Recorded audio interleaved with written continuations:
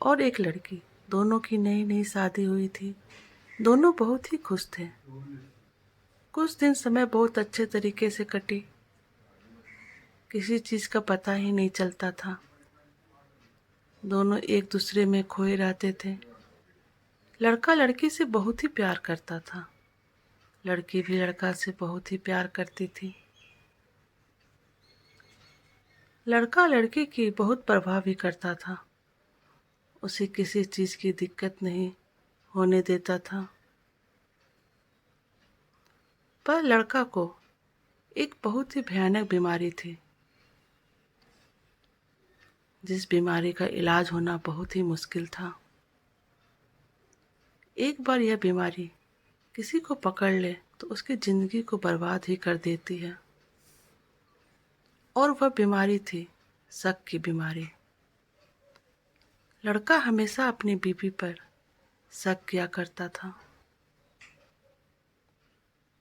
लड़की अगर किसी से बात करती, घर में कोई आदमी किसी काम से मिलने के लिए आ जाता, कोई डिलीवरी बॉय कोई सामान पहुंचाने आ जाता, तो लड़का अपनी पत्नी पर शक करने लगता था।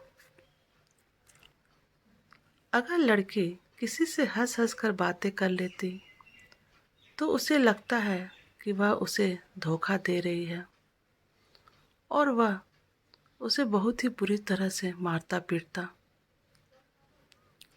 लड़की बेचारी बर्दाश्त कर रही थी, कुछ नहीं बोलती थी, क्योंकि वह लड़का से बहुत ही प्यार करती थी।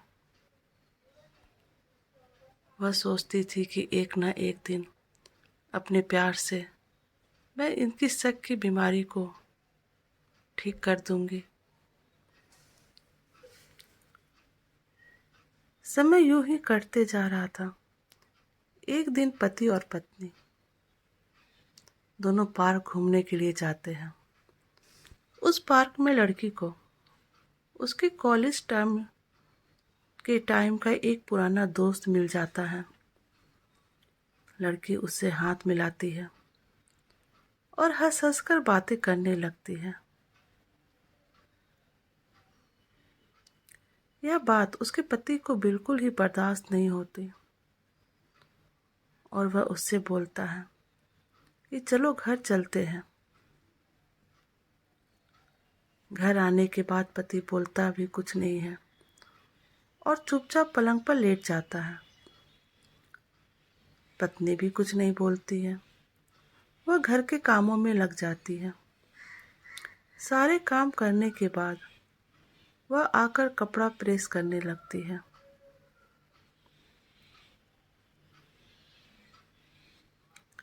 थोड़ी देर के बाद पति आकर देखता है कि वह कपड़ा प्रेस कर रही है। वह तो गुस्सा में रहता ही है। उसे प्रेस करते हुए देखकर अपनी बीवी को उस लड़के से हाथ मिलाते हुए सीन याद आता है। वह पहले अपनी पत्नी के पास आता है और पत्नी से हंसकर बातें करने लगता है। और हंसकर बातें करते करते वह अपनी पत्नी के हाथों पर गरम आयरन रख देता है। उसकी पत्नी बुरी तरीके से जल जाती है। बेचारी बहुत ही रोने लगती है और रोते रोते ही सो जाती है। थोड़ी देर के बाद पति आता है, देखता है कि वह सो रही है, तो वह एक दवाई लेकर आता है और पत्नी के हाथों पर लगाता है। उसकी पत्नी को बहुत ही आश्चर्य होता है कि ये पहले दर्द देता है और अब दवाई भी दे रहा है। फिर भी वह कुछ नहीं बोलती है और सब कुछ बर्दाश्त करते जाती है, क्योंकि उसे लगता है कि एक न एक दिन उसके पति की शक करने वाली बीमारी छूट जाएगी। एक दिन लड़की फोन पर अपनी माँ से हंस हंस कर बातें कर रही होती है। उसका पति बाथरूम में नहाने के लिए गया होता है। थोड़ी देर बाद पति बाथरूम से नहाकर बाहर निकलता है। तो देखता है कि वह किसी से हंस हंस कर बातें कर रही है। वह बिना सोचे समझे लड़की का फ़ोन ले लेता है और लड़की को बेल्ट निकालकर बुरी तरह से पीटने की कोशिश करता है। लड़की बेचारी डर जाती है, लेकिन उसने हिम्मत से काम लिया। आखिर कहते हैं ना कि बर्दाश्त करने की भी एक सीमा होती है। लड़की उसका बेल्ट पकड़ लेती है और हिम्मत से बोलती है और कहती है, तुम जैसे आदमी के साथ अब एक पल भी नहीं रह सकती हूँ।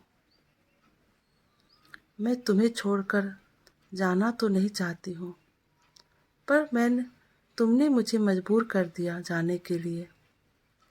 मैं तुम्हारे घर और तुम्हारी ज़िंदगी से जा रही हूँ। लड़का बोलता है कि हाँ जाओ, मुझे भी तुम्हारी कोई ज़रूरत नहीं है। लड़की रोते हुए वहाँ से निकल जाती है। लड़का लड़की के जाने के बाद फ़ोन चेक करता है तो देखता है कि वह अपनी माँ से बात कर रही होती है। लड़का को अपनी गलती का एहसास होता है।